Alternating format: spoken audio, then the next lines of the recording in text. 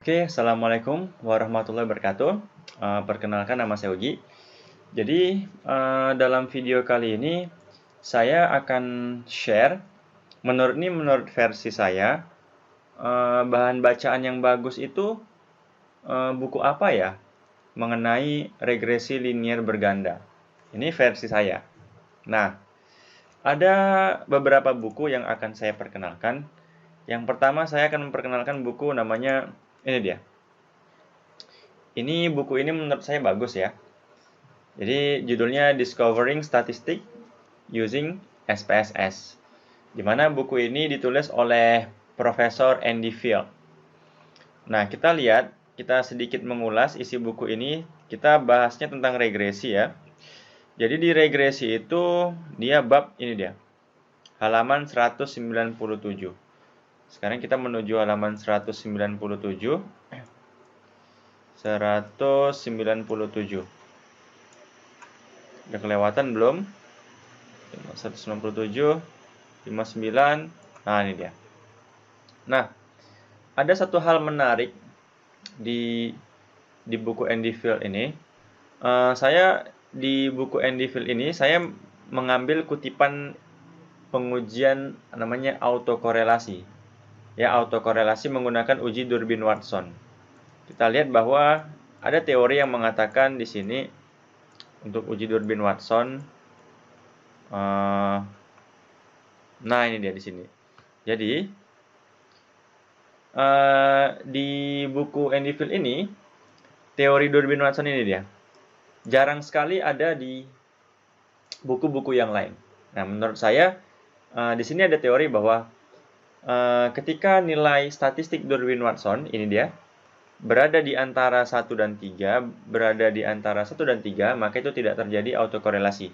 Nah, kutipan ini di buku ini, kutipan ini yang membuat saya sangat berkesan.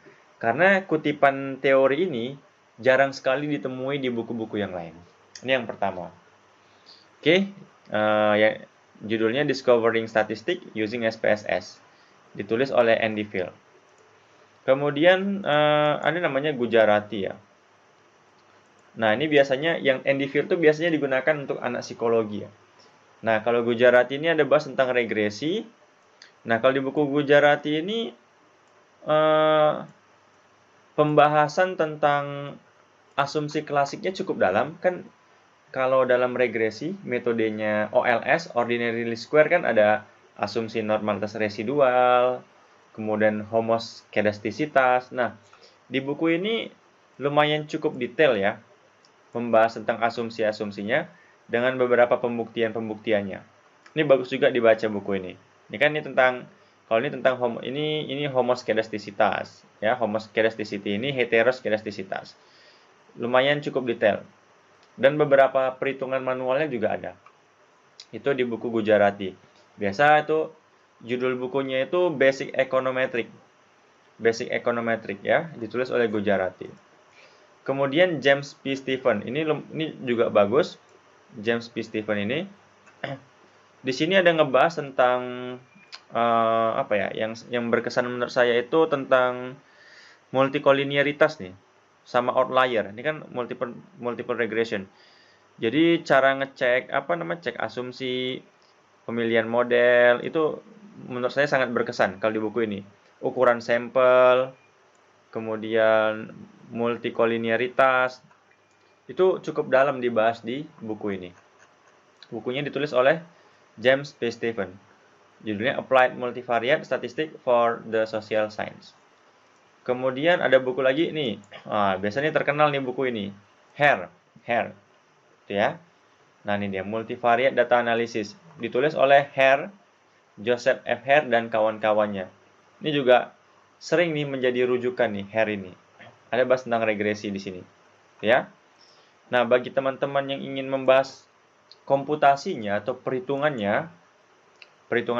manualnya gitu. Nah, buku ini saya sarankan.